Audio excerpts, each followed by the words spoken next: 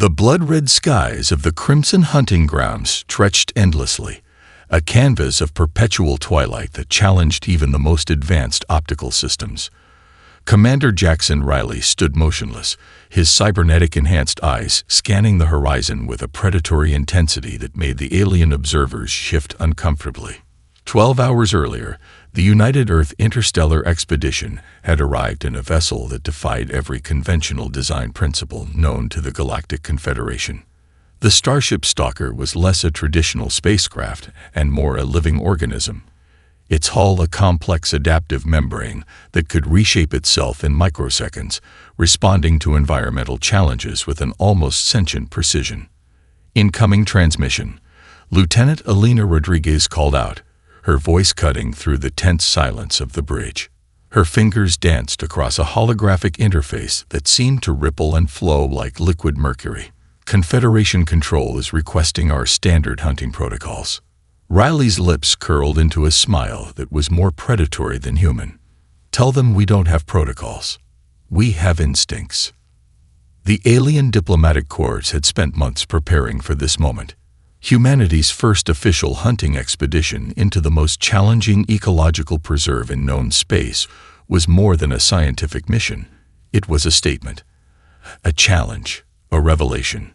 The Crimson Hunting Grounds were legendary among spacefaring civilizations, a testing ground that had destroyed countless expeditions. The region was a complex ecosystem of impossible predators, quantum-shifting terrain, and environmental conditions that could liquefy most technological systems within seconds. No single species had ever successfully mapped more than 17% of its total area. Humanity was about to change that. Lieutenant Rodriguez's console erupted in a cascade of warning signals. Quantum-level disruptions were forming at the edge of their scanning range, a phenomenon that would have sent most species into immediate defensive maneuvers. The human team remained eerily calm. Tracking anomaly, Rodriguez reported, her voice steady. Molecular density fluctuations at coordinates 7 Alpha 9.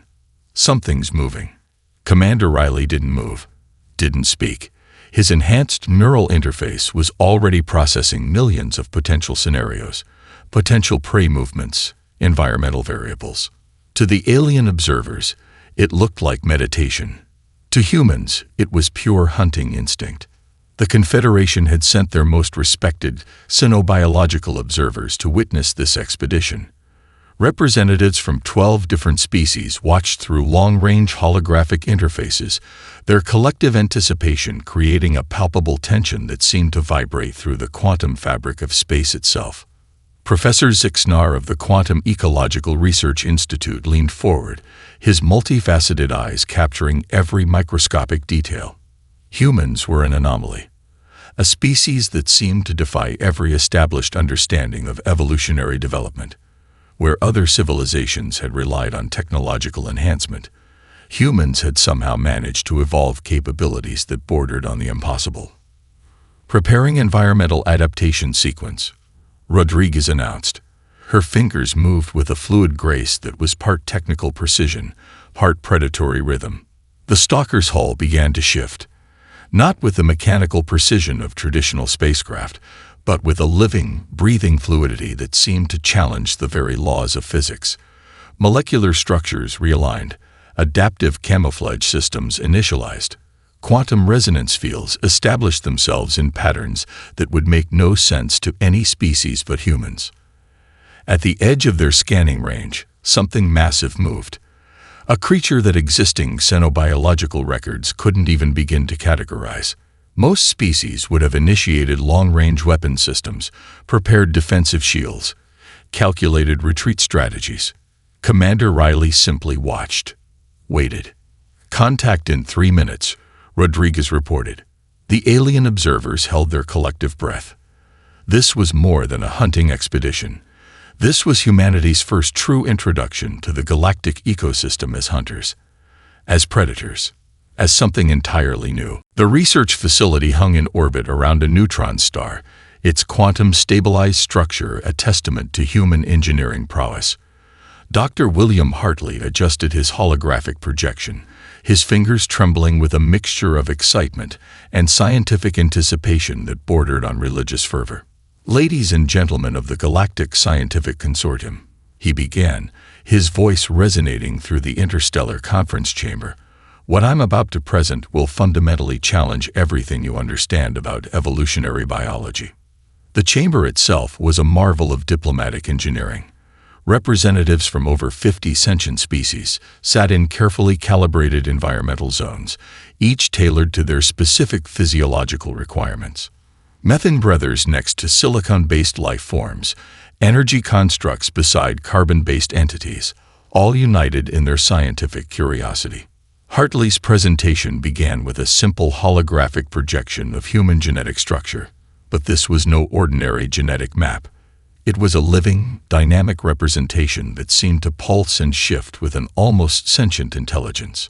"Observe," he said, zooming into a microscopic view of human DNA. What appeared to be a standard genetic sequence began to move. Strands realigned, molecular structures reshuffled, adaptive markers flickered with impossible speed. The alien scientists leaned forward, their various sensory apparatuses struggling to comprehend what they were witnessing. Dr. Kelthor of the Vrenian Research Institute, arguably the most respected xenobiologist in the known galaxy, felt something close to fear. This wasn't just genetic adaptation. This was something far more profound. "Humans are not just adaptable," Hartley continued, his voice gaining intensity. "They are the most sophisticated living system of adaptive evolution we have ever encountered." He highlighted a sequence that made the Krelve genetic engineers gasp. Where most species required generations, sometimes millennia, to develop minor environmental adaptations, human genetic structure could potentially modify itself within a single generation, not through external technological intervention, but through an internal mechanism that defied current scientific understanding. A holographic reconstruction showed human physiological responses to extreme environments. In environments that would instantly destroy most known life forms, human biology didn't just survive, it thrived. Radiation levels that would atomize silicon-based organisms. Humans developed temporary radiation-resistant cellular structures, extreme gravitational variations. Their muscular and skeletal systems would reconfigure in real time. "This is not genetic engineering," Hartley emphasized. "This is living evolution in its most pure, most dynamic form." The Zornak telepathic researchers were particularly disturbed. Their species had long prided itself on evolutionary manipulation, spending centuries carefully guiding their genetic development.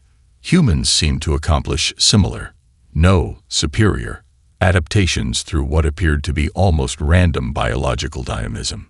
Dr. Elena Rodriguez, seated in the back of the chamber, allowed herself a small smile. She knew what the others were experiencing. Confusion, fear, a fundamental challenge to everything they understood about life itself. Hartley's presentation continued, diving deeper into human physiological capabilities. Cellular regeneration that made the most advanced medical technology seem primitive. Neurological plasticity that allowed for near-instantaneous learning and skill acquisition. Metabolic systems that could derive nutrition from environments that would starve other species. "But here's the most fascinating aspect," Hartley said, his voice dropping to a near whisper that nonetheless carried through the entire chamber. The holographic display shifted, showing a complex network of interconnected biological systems. It wasn't just about individual adaptation. Humans demonstrated a collective evolutionary capacity that was unprecedented. Individual human adaptations could be shared, not through technological transfer, but through some complex biological communication mechanism that scientists were only beginning to understand. A wound healing technique developed by a soldier in one environment could potentially be integrated into the genetic memory of an entire population. The Galactic Scientific Consortium went silent. Dr. Kelthor spoke first, his translation matrix struggling to convey the complexity of his thoughts. "This is not a species," he said slowly. "This is a living, breathing, evolving ecosystem." Hartley nodded. "Welcome," he said, to the next stage of evolutionary understanding. The presentation ended, but the real conversation was just beginning. The fabrication chamber hummed with an energy that defied conventional understanding. Engineer Rachel Rodriguez moved between holographic interfaces, her movements a dance of calculated precision and intuitive brilliance. Around her, the most advanced technological minds from across the galaxy watched in stunned silence. The Mark EX adaptive pursuit system was more than just equipment. It was a living testament to human innovation, a quantum leap that shattered every existing paradigm of technological design. Molecular reconfiguration sequence initiating, Rodriguez muttered, her fingers dancing across quantum-responsive interfaces that seemed to breathe and pulse with each touch. The suit began to take shape, but take shape was too mechanical a term. It was more accurate to say the suit was being born. Nanometric structures aligned themselves with a fluidity that challenged the very concept of matter. Carbon-based polymers intertwined with quantum-reactive membranes, creating a material that was simultaneously solid, liquid, and something entirely new. Dr. Mikhail Volkov from the Interstellar Materials Research Institute couldn't look away. His specialized optical sensors, capable of perceiving materials at the most fundamental levels, were overwhelmed. This wasn't engineering. This was alchemy. Adaptive camouflage parameters, Rodriguez called out, initializing multispectral integration. The suit's surface began to shift, not with the mechanical precision of traditional camouflage systems, but with a living, almost organic responsiveness. It wasn't just changing color or texture. It was reading, understanding, and becoming its environment. A holographic representation showed the suit's capabilities. In Arctic environments, it would develop microscopic structures that mimicked the thermal properties of surrounding ice. In dense jungle terrains, it would grow enzymatic layers that broke down potential detection signals. In radioactive zones, it would generate self-repairing molecular shields that would make traditional radiation protection look like primitive child's play. The alien observers from the Confederation's Advanced Technology Committee began to communicate telepathically. Their collective mental dialogue was a mixture of fear, respect, and pure scientific wonder. Neural interface calibration, Rodriguez continued, her voice calm despite the revolutionary nature of what was happening. The suit's most terrifying feature wasn't its adaptive capabilities. It was the neural connection. Traditional technological interfaces were external, a tool used by an operator. This was different. This was symbiosis. A series of delicate neural threads, thinner than a human hair, began to form. These weren't simple connection points. They were living bridges between human consciousness and technological system. The suit didn't just respond to human commands. It anticipated. It learned. It became an extension of human will in a way that no previous technology had ever achieved. Professor Zixnar of the Quantum Interface Research Institute leaned forward, his multifaceted eyes capturing every microscopic detail. The neural interface wasn't just reading brain signals.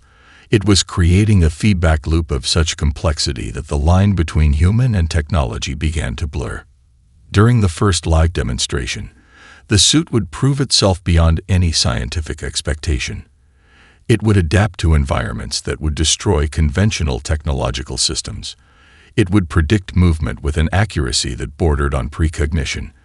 It would become a living, breathing system that was part human, part machine, and entirely something new. Rodriguez stepped back, allowing the final quantum stabilization sequence to complete. The suit reached its final form, if final could even be used to describe something so fundamentally dynamic. Adaptive Pursuit System Mark AX, she announced, is now operational. The chamber went silent. The Confederation's technology experts knew they were witnessing something more than a technological breakthrough. This was a fundamental reimagining of what technology could be, what humanity could be. A living weapon, the thinking system, an evolutionary leap that would change everything. The hunt was about to begin. The crimson hunting grounds fell silent, An unnatural stillness descended, the kind of quiet that speaks of impending violence and ancient primal challenges. Commander Jackson Riley stood at the edge of the designated hunting zone, his adaptive pursuit system gleaming with a subtle, almost living sheen. Around him, the representatives of 53 galactic civilizations watched through long-range observation systems, their collective anticipation creating a tension that seemed to vibrate through the quantum fabric of space. The Leviathan trials were more than a competition. They were the ultimate test of a species' hunting capabilities, a challenge that had broken civilizations, crushed technological empires, and reduced the most advanced hunter cultures to cosmic footnotes. Lieutenant Elena Rodriguez's voice crackled through the communication system. Preliminary scans are inconclusive. Environmental conditions are unstable. An understatement that made the alien observers chuckle nervously. Unstable in the Crimson Hunting Grounds meant regions where physical laws became suggestions rather than absolutes. Gravity could shift. Atmospheric composition could change in microseconds. Entire landscapes could reshape themselves with no warning. The previous record for survival in this zone was 17 hours, 53 minutes, and 12 seconds, set by the Krulve hunter scientists 4 centuries earlier. A record that had become almost mythological among spacefaring civilizations. Humanity's team consisted of 5 individuals. 5. Where other species had sent entire fleets, entire research battalions, humans brought a small, tightly coordinated team that moved with a predatory synchronicity that defied conventional understanding. Target acquisition commencing, Riley announced, his voice calm despite the impossible challenge before them. The Leviathan was no ordinary prey. It was a living ecosystem unto itself, a creature so massive and complex that previous expeditions had failed to even fully map its biological structure. Some xenobiologists argued it wasn't a single organism, but a collective intelligence that spanned multiple dimensional planes. The first signs of movement came as a quantum disturbance. Most scanning systems would have missed it. The human team caught it immediately. Lieutenant Marcus Chen's neural interface began to pulse, not with electronic signals, but with something more profound. A connection that went beyond technology. A pure, primal understanding of predation that was equal parts science and instinct. Tracking primary biomass signature, Chen reported. His voice was clinical, but there was an underlying current of excitement that no professional training could completely suppress. The alien observers leaned forward. Their most advanced tracking systems had detected nothing. But humans, they were already moving. Riley's team didn't approach the hunt like a military operation. They moved like a living system. Each member connected not just through technological interfaces, but through something deeper, the collective consciousness that allowed them to predict, to adapt, to become the hunt itself. The first contact came unexpectedly.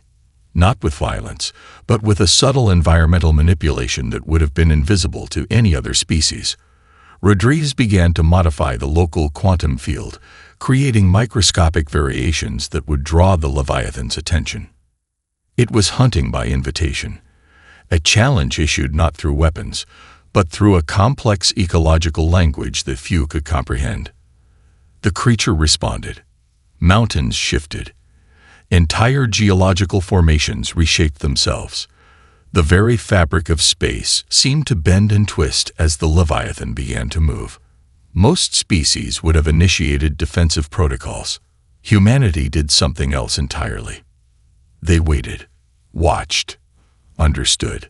The hunt was about to begin, and the galaxy would never be the same again. Lieutenant Marcus Chen closed his eyes. The world around him dissolved into a complex tapestry of quantum probabilities, neural pathways, and predatory instinct. The Zornak telepathic observers watched in horror and fascination.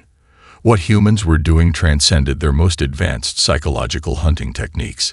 This wasn't just tracking. This was something far more profound. Psychological warfare had been the domain of the Zornak for millennia. Their species had developed neural manipulation techniques so advanced that most civilizations considered them almost mystical. They could read minds, predict movements, influence decision-making at the most fundamental level. Humanity broke every rule of their established understanding. Chen's neural interface didn't just read environmental data. It became the environment.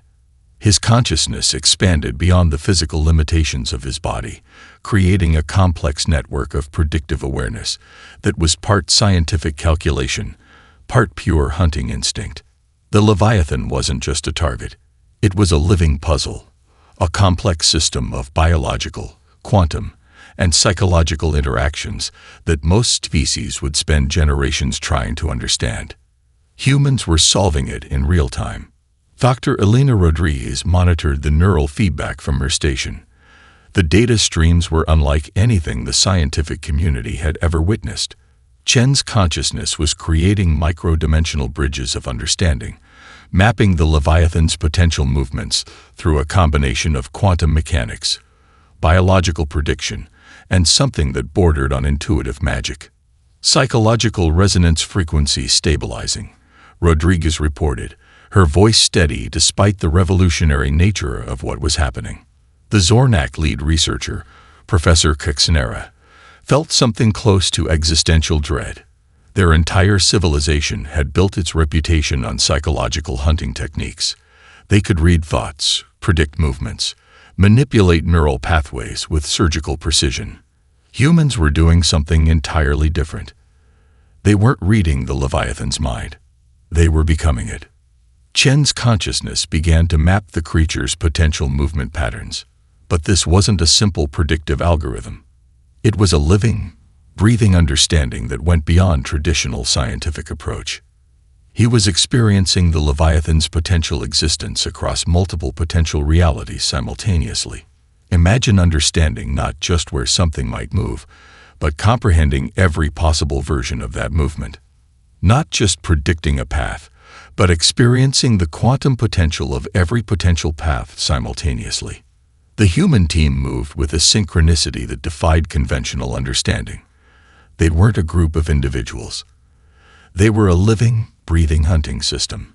Each member's consciousness interconnected, creating a network of predictive awareness that was more complex than any technological system could ever achieve. Professor Kuxinera's neural monitoring equipment began to fail. The complexity of what the humans were doing overwhelmed their most advanced tracking systems. "We're detecting multiple potential engagement vectors," Lieutenant Rodriguez called out. Her voice was calm, almost clinical, despite the revolutionary nature of their approach. The Leviathan responded. Entire sections of the hunting ground began to reshape themselves. Quantum fields twisted, dimensional boundaries flickered. The creature was responding to a level of psychological engagement that no previous species had ever achieved. This wasn't hunting. This was a conversation happening at the most fundamental level of existence. Chen opened his eyes. The alien observers collectively held their breath. Something had changed. The hunt was no longer about pursuit. It had become something far more profound. A moment of pure, perfect understanding. The ecological research station hung in the delicate balance between observation and intervention. Dr. Sarah Mackenzie stood before a holographic display that pulsed with the living, breathing complexity of entire ecosystems.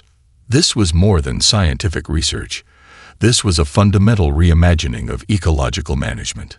Where other civilizations saw environmental preservation as a mathematical equation, a balance of resources, population controls, and predictive modeling, humans understood something far more profound.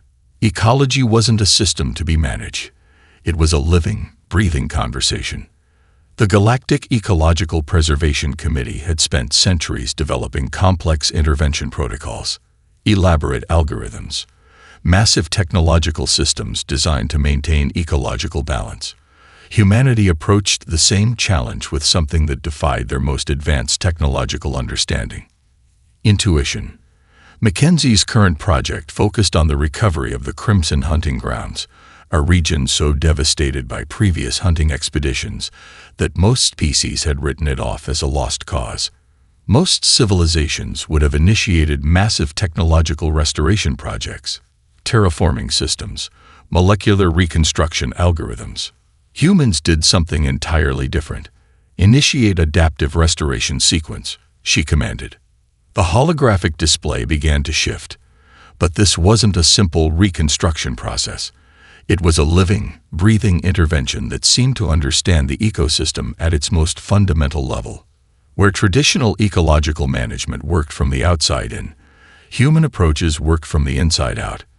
They didn't just observe the ecosystem. They became part of it. Dr. Konstantin Volkov, lead cynoecologist from the Interstellar Research Consortium, watched in stunned silence. The human approach challenged everything they understood about ecological intervention. Small biological agents, not machines, not traditional nanobots, but living, adaptive organisms, began to populate the damaged regions of the Crimson Hunting Grounds. These weren't simple repair mechanisms. They were complex, adaptive life forms that could read, understand, and respond to the ecosystem's needs in real time. A traditional ecological restoration might take centuries. The human team was doing it in weeks. Observe the quantum-level interactions, Mackenzie pointed out to her international team of researchers. The holographic display revealed something miraculous. The restoration wasn't just happening. It was a conversation. The introduced biological agents weren't simply repairing damage. They were communicating with the existing ecosystem, understanding its needs, its potential, its future. It was ecological management as a form of dialogue. The Confederation's most advanced ecological research teams had spent generations developing intervention protocols that were precise, calculated, and fundamentally limited. Humanity's approach was dynamic, intuitive, almost alive. Primary ecosystem recovery at 62%. Lieutenant Elena Rodriguez reported, her voice calm despite the revolutionary nature of what they were achieving. Most species would have celebrated such a percentage as a massive success. For the human team, it was just the beginning. The Crimson Hunting Grounds began to transform, not through massive technological intervention, but through a subtle, almost imperceptible process of ecological communication. Damaged landscapes began to heal. Complex biological systems that had been dormant for centuries suddenly sprang back to life. Dr. Volkov's monitoring systems struggled to keep up. The rate of ecological recovery defied every existing scientific model. "It's not restoration," Mackenzie said quietly. "It's rebirth." The alien ecological experts watching the presentation felt something close to religious awe. This wasn't just scientific intervention. This was a fundamental understanding of life itself, a conversation with an ecosystem that went beyond traditional scientific boundaries. Humanity wasn't managing an environment. They were participating in its very existence. The Crimson Hunting Grounds breathed, lived, recovered, and the galaxy watched in stunned silence. The Galactic Cultural Preservation Archive had never encountered anything like the human phenomenon. Anthropologist Dr. Elizabeth Moore stood before a holographic display that pulsed with the complex, ever-shifting tapestry of human cultural expression. This was more than a study of a species. This was witnessing a living, breathing cultural revolution that defied every established understanding of societal development. Most galactic civilizations approached culture as a static system, carefully preserved, meticulously documented, rigidly maintained. Humanity was different. Their culture was a living organism, constantly adapting, evolving, transforming with a dynamism that both terrified and fascinated the galaxy. The holographic display began to shift, revealing layers of human cultural expression that seemed to breathe with their own life force.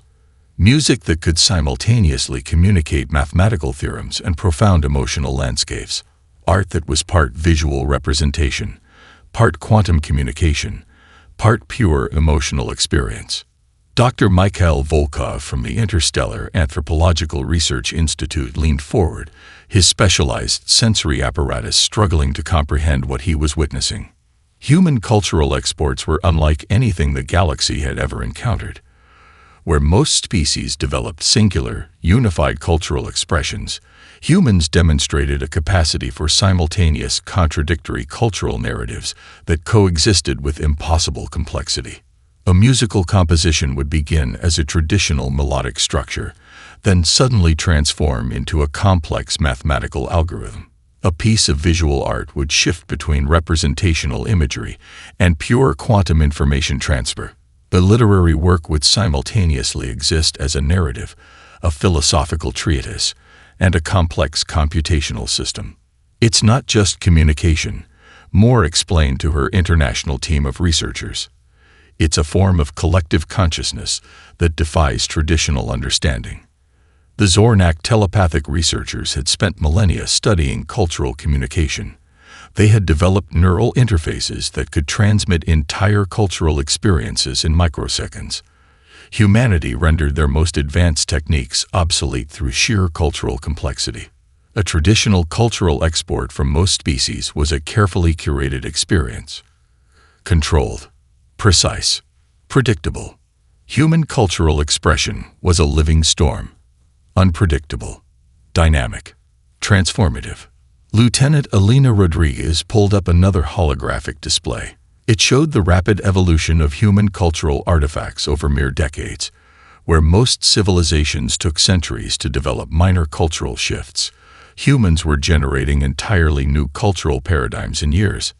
Music that could heal psychological trauma, art that could communicate complex scientific concepts, literature that existed simultaneously as narrative, mathematical model, and philosophical exploration. The Confederation's Cultural Preservation Committee watched in stunned silence. This wasn't just cultural expression. This was a fundamental reimagining of what culture could be. Dr. Moore's research revealed something profound. Human culture wasn't just a method of communication. It was a complex adaptive system, a living, breathing organism that could transform, heal, challenge, and reimagine itself with impossible speed and complexity. Observe the neural cultural feedback loop, she pointed out to her colleagues. The holographic display showed something miraculous. Human cultural expressions didn't just communicate experience. They actively shaped neural pathways, transformed psychological understanding, created entirely new modes of perception and interaction. A piece of music wasn't just a sonic experience. It was a complex neural reset mechanism. A work of art wasn't just a visual representation. It was a complete psychological transformation device. The alien cultural researchers felt something close to existential vertigo. Humanity had transformed culture from a method of preservation into a method of evolution. The Galactic Cultural Preservation Archive went silent. Something fundamental had changed.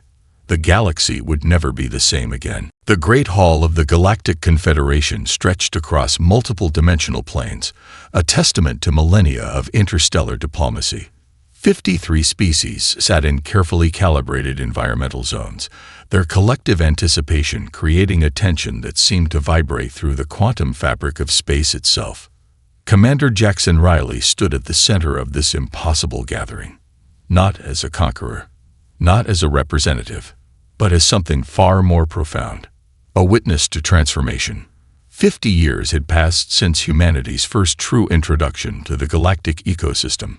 50 years that had fundamentally reshaped everything known about survival, evolution, and the very nature of intelligent life.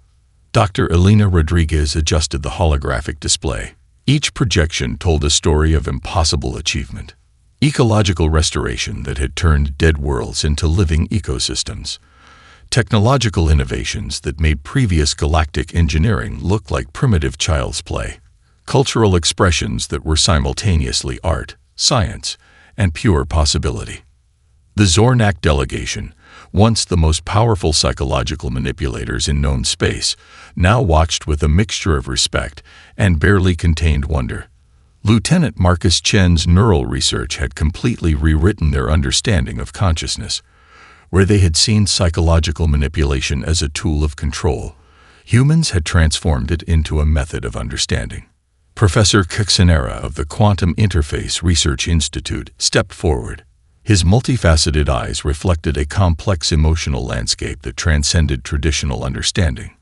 "We invited humanity to prove themselves," he began, his translation matrix struggling to capture the full complexity of his thoughts. "We expected to evaluate a new species. Instead, we witnessed a fundamental transformation of what it means to be alive." The ecological recovery of the Crimson Hunting Grounds stood as the most visible testament to human capability. A region that had been considered a dead zone for centuries now pulsed with impossible life, not through massive technological intervention, but through a profound understanding of ecological interconnectedness. Dr. Sarah Mackenzie's research had shown something revolutionary. Humanity didn't just survive in ecosystems, they became part of them. Their very existence was a form of ecological communication.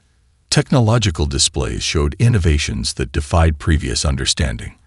Adaptive pursuit systems that were part technology, part living organism. Neural interfaces that blurred the line between biological and technological intelligence. Quantum communication systems that made previous faster-than-light communication look like primitive Morse code. But this wasn't about technological superiority. This was about something far more profound: resilience. The human approach wasn't about domination. It was about adaptation, understanding, transformation. Commander Riley's presentation wasn't a display of military might. It was a conversation, a complex, multi-dimensional exploration of what intelligent life could be. The Confederation's most senior diplomats watched in stunned silence. Humanity had not conquered the galaxy. They had fundamentally reimagined it. "We are not here to replace," Riley said, his voice carrying a depth that resonated across multiple dimensional frequencies. "We are here to participate, to understand, to grow."